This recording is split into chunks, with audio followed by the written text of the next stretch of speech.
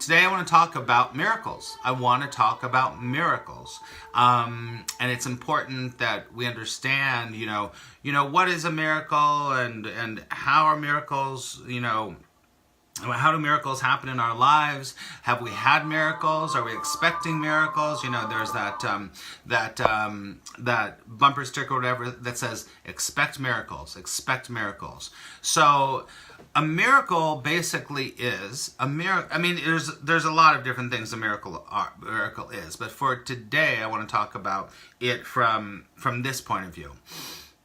A miracle is an event in our mind or in the world, situation or event, that breaks all barriers of space and time.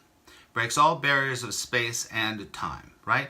So, that a miracle is a shift. This is what you really have to understand. That a miracle is a shift in your perception. Because when your perception changes, what you're focusing on changes. Do you understand that? Once you start to allow your perception to shift and open up, that is when something miraculous can start to happen.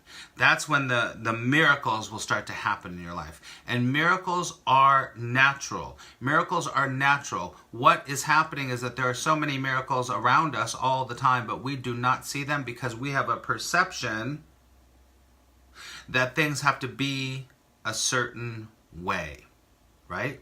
They have to be a certain way.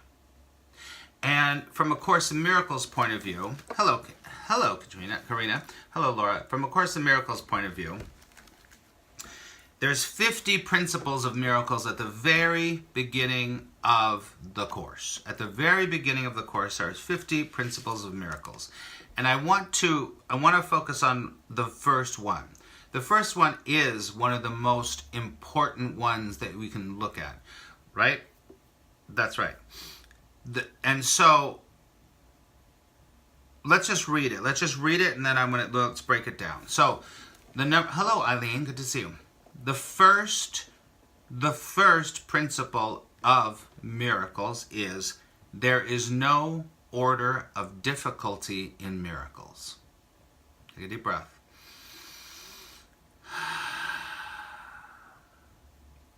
That's not the whole thing, but I just let that sit there for a moment. There is no order of difficulty in miracles. Right. 1, 2, 3, 4, 5, 6, 7. There's 8 words. 8 words. And these 8 words, if you contemplate these words, these 8 words, and you start to integrate these words into your thinking, your whole life will change. Jesus is your miracle. I love it. Good. I love Jesus too. There is no order of difficulty in miracles. I'm going to keep reading. One is not harder or bigger than another, right? They are all the same. So, for example, many people, all of us, we walk around the world and we believe, hi Greg, that we can have a miracle in this area, but you can't have a miracle in that area. You can have a miracle with your career, but you can't have a miracle with your health. You can have a miracle with your health, but not with your career. You can have a miracle with your relationship, but you can't have it with money. You can have it with money, but you can't have it here. So what the mind does when it's in its separated state from the divine source, God, whatever it happens to be, that you call it, when it's in the separated state, what it does is it starts to say, well, this is better and this is worse. This over here is worthy of my love and this is not worthy of my love. When you start to be in that separated self place in your mind, what happens is you believe that there is an order of difficulty in miracles. And when you believe that there is an order of difficulty in miracles, you cut yourself off from the divine flow of God, of the divine self. Right? They'll set up their own barriers. Of course they do. So,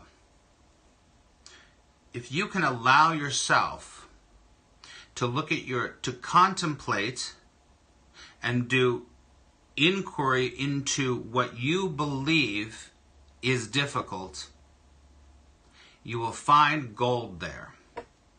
If you can start to say, well, I can't believe that my mother can survive cancer, or I can't really believe that I'm going to be able to get through all this debt in the IRS, or I can't really believe, looking at that situation where you don't believe you can have a miracle, hi Sarah, where you don't believe you can have a miracle, and this is not just in your mind, my friends, this is in the being of who you are. Because when you can move through that and come out through it and on the other side of saying, yeah, and that little spark of you that's in you, that light that's in you goes, anything's possible. And you know it to the core of your being, that is when you know everything's working out perfectly for you, for the world, for everybody. Right? For you, the world, and everybody. Right? Let me just look at this. Hold on a second. That's what I'm presently doing to get through a tough family. That's right. Your problems, this is really important. Hello, Matt. Your problems are your gateway to the miracle. Most people try to push their problems away, instead of going into them. Because if you keep trying to push your, let's just say, Karina, just say this really quickly, I'm not blaming you. If you keep trying to push your family issues away, you will create more of it, or you will stay stuck. Because we're literally giving the power to the problem. Life is the classroom. I always say life is church. Your life is the church. And so, hello everyone that's new, welcome. And so, if you are in that place, we all are there sometimes. You're not open to miracles. You're definitely not open to miracles. Do you know what I'm saying, everybody? And it's a pride thing. And it's an ego thing. And until you train yourself, hello Russia, until you train yourself to understand how your egoic mind is keeping you trapped in a small little box, instead of going, anything's possible, right? Your life is the church. That's right. Can we control the miracles of someone else's health? What did Jesus do?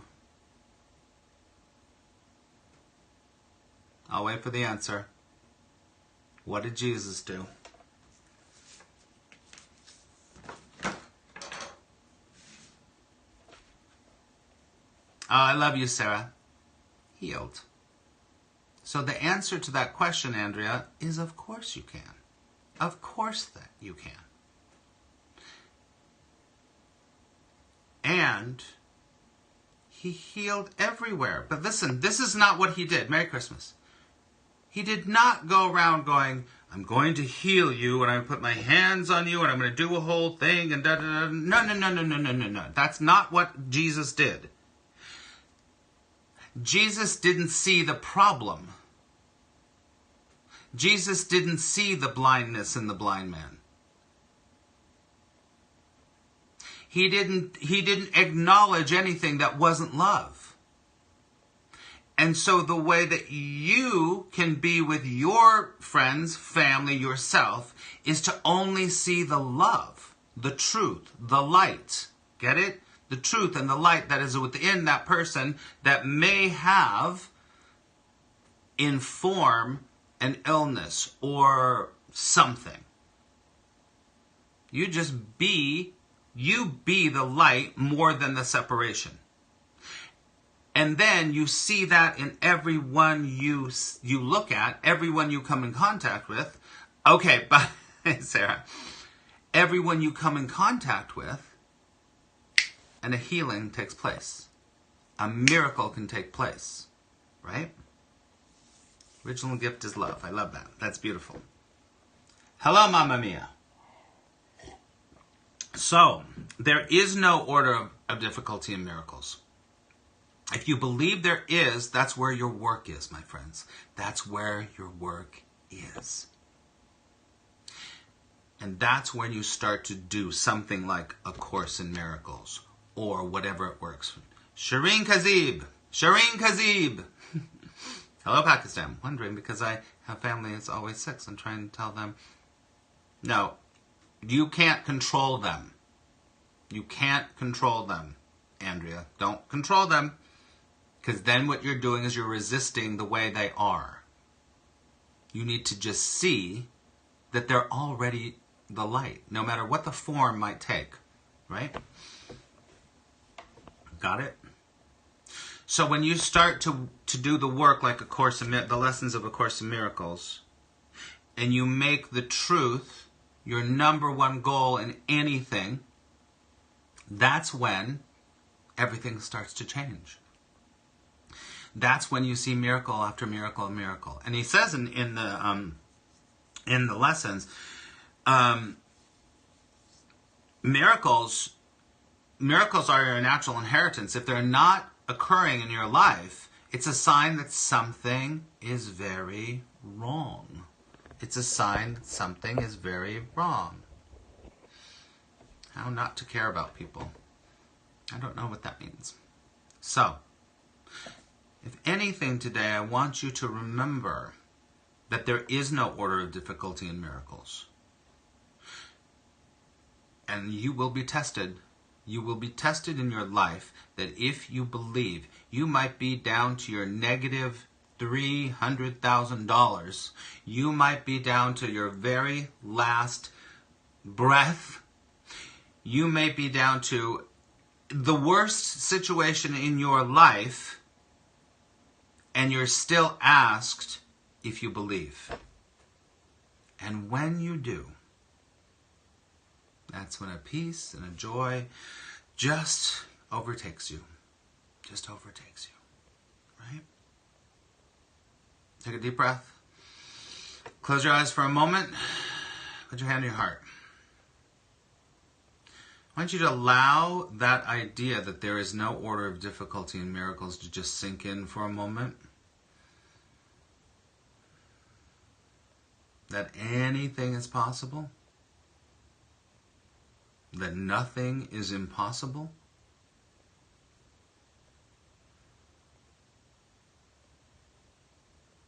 Good. Take a deep breath.